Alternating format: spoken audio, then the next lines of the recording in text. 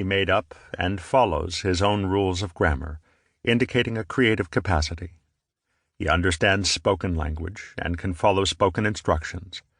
When Savage Rumbaugh told him to throw something into the river, he picked up a rock and hurled it in. He can use symbols to ask for treats or for help opening a door. He loves to play, and he loves to learn. The story of Kanzi shows just how much we have in common with apes, which ought not to be a surprise, given that we share nearly all of their DNA. Yet it also suggests there is something that isn't shared, something very important. What Kanzi never did, and never does, is ask why. He never furrows his brow, leans over the keyboard, and bashes out a sentence like, "Why are you asking me all these questions?" or "What exactly are you trying to discover?" He doesn't ask about what lies beyond the confines of his home at the research center. He can go to the refrigerator, but he has no interest in how the refrigerator works.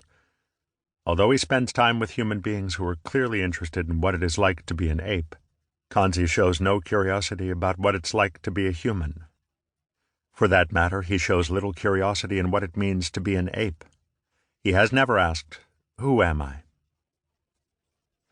Who am I was the question to which John Lloyd awoke on the morning of Christmas Eve, 1993.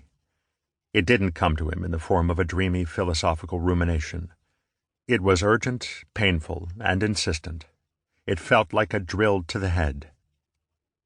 Lloyd hadn't lost his memory. He could answer his question in all the ways you would expect.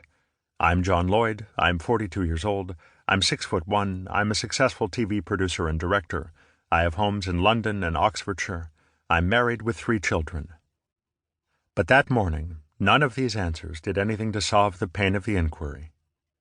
The more he thought about it, the more he felt his question pointed not to a loss, but a lack. "I realized," he later recalled, "that I didn't know anything." Of course, Lloyd did know things. He knew a lot about how to make commercials. He also knew something about how to make TV comedy. During the preceding decade and a half, or as he described it, 15 insane years, he had gone on an extraordinary, unprecedented hot streak of success, producing some of the most popular and loved comedy shows in Britain, including Not the 9 O'Clock News, Blackadder, and Spitting Image. Lloyd was instrumental in the early successes of some of Britain's most famous actors and comedians, including Rowan Atkinson, Richard Curtis, Stephen Fry, and Hugh Laurie. He had won numerous BAFTAs, Britain's Oscars, for those shows, and for his advertising campaigns. In fact, as he admitted with a mixture of pride and sheepishness, "I've won more BAFTAs than anyone except Dame Judi Dench." He was given a Lifetime Achievement Award before he was 40.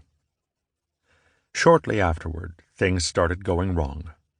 Lloyd's flawless career hit serious snags. He was fired from advertising campaigns he had created. The head of a Hollywood studio threw his movie script into a swimming pool. Nothing he started got off the ground.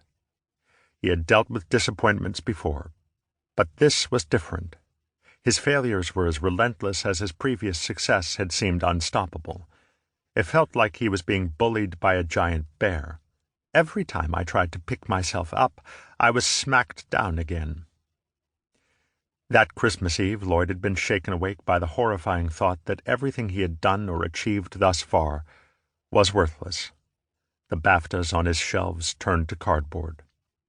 Lloyd entered a serious depression, despite knowing that he had much to be thankful for. Nevertheless, in the years that followed, an intruder to the Lloyd home might have come across the most successful TV producer of his generation, sitting under his desk, crying. Lloyd decided to deal with his depression with the same determination with which he had once set about persuading the BBC to recommission a failed sitcom set in medieval England called Blackadder. He eschewed some of the popular strategies for coping with male midlife crises. He didn't go into therapy, buy a sports car, or leave his wife.